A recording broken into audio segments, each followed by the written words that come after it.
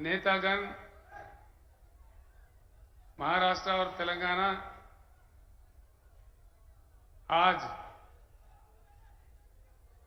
इस पक्ष प्रवेश सभा में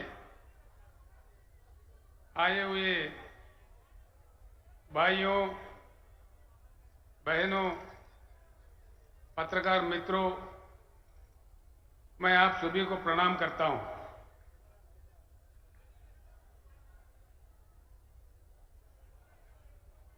एक नई पार्टी बीआरएस पार्टी कुछ समय पहले ही जन्म लिया था। इस पार्टी का नाम पहले टीआरएस था।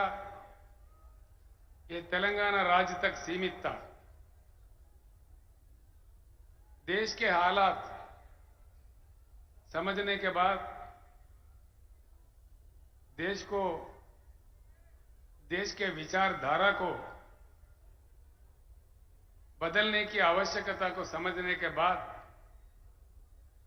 हमने फैसला लिया है कि हमको राष्ट्रीय स्तर पर काम करना है। इसी चीज को लेके हमने बीआरएस का उद्घाटन किया है। पूरे देश भर में काफी समर्थन मिल रहा है। मैं एक विनम्र पूर्वक आप सारे लोगों से प्रार्थना करना चाहूंगा, खास तौर पर हमारे पत्रकार भाइयों से भी, मेरे बात जो भी आप सुन रहे हैं यहीं भूल मत जाइए, यहीं छोड़ मत जाइए। आप वापस अपने गांव या अपने बस्ती, अपने शहर में जाने के बाद जरूर इन बातों पे चर्चा करें। ये मैं आपसे चाहता हूं। इस बात की इस देश में बहुत सख्त आवश्यकता है। देश की विचारधारा में, देश के सोच विचार में, देश को चलने चलाने में एक बड़ी परिवर्तन की आज आवश्यकता है। हमको आजादी मिले 75 साल गुजर गए। सरकारें कई बने, नेता कई आए, आमदार, खासदार, मंत्री, मुख्यमंत्री, प्रधानमंत्री कई बने। उनको हम ही लोग बनाते गए। एक बात पे विचार कीजिए, भाषण तो बड़े लंबे लंबे आते हैं,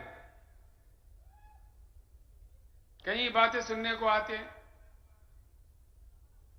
सिंपल बात है, सिंपल बात, ये कोई रॉकेट साइंस नहीं है। मैं जो बात आपके सामने रखना चाह रहा हूं, ये कोई रॉकेट वाला मामला नहीं है, बड़ा साइंस कुछ भी नहीं है इसमें, मामूली बात है।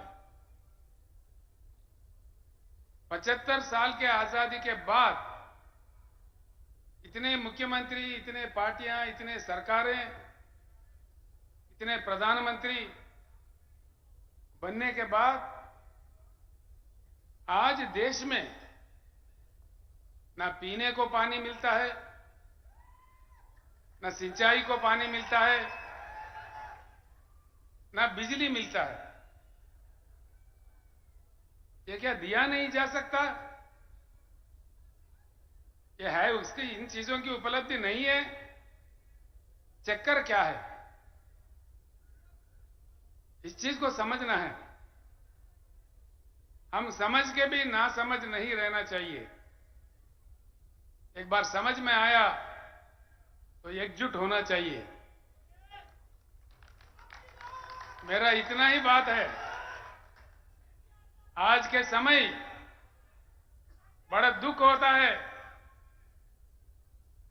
महाराष्ट्र राज्य में सबसे ज्यादा किसान आत्महत्या कर रहे हैं। क्या कारण है? क्या बात है? दया करके सोचिए। आत्महत्या कोई भी इंसान कब करता है? सारे ही रास्ते बंद होने के बाद मजबूरी हालत में, बड़ी आक्रोशित परिस्थिति में कितना उनका आत्मा घोषण करता होगा, कितना दुख होता होगा। अपने प्रियजनों को, अपने बच्चों को, अपने परिवार को छोड़ के किसी किसान आत्महत्या कर रहा है, क्यों करता है? देश को अन्नदान देने वाला अन्नदाता, दिन रात लगातार काम करके अपने खून पसीना बहा के देश को जीवन दान देने वाला अन्नदाता क्यों आत्महत्या करने पे मजबूर है इस देश में? क्या चक्कर है इसके पीछे? ये सोचने की बात है। अब इससे बुरा या और क्या हो सकता है? एक तरफ हमारे किसान मर रहे, रंग बिरंगी झंडे, भाषण देखो माइक पड़ जाता है, घंटों पर भाषण, असेंबली में भाषण, पार्लियामेंट में भाषण, लेकिन किसानों के जो प्रेत, धान के जगह जो प्रेत उग रहे हैं किसानों के खेत में, इसमें रुकावट नहीं आ रही है। इसीलिए बीआरएस का सबसे पहले नारा, हिंदुस्तान में पहली बार किसी पार्टी ने कहा है, वो बीआरएस पार्टी है, अब की बार किसान सरकार।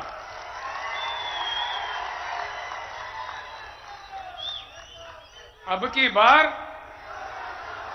मुझे सुनने नहीं दे रहे, अब की बार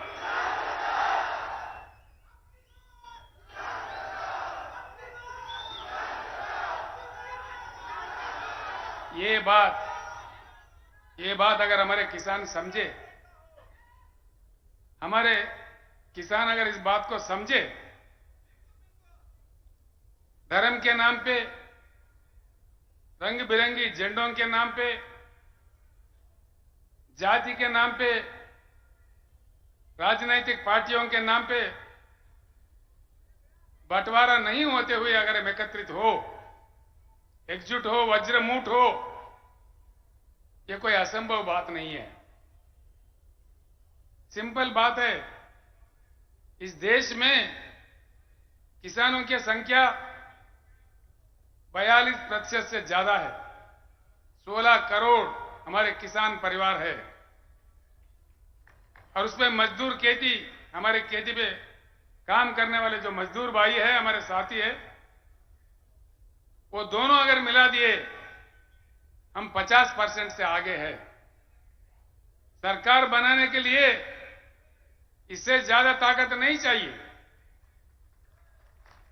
एक ही बात गांव में जाकर चर्चा कीजिए आज रात में, आज में, कल में, जब आप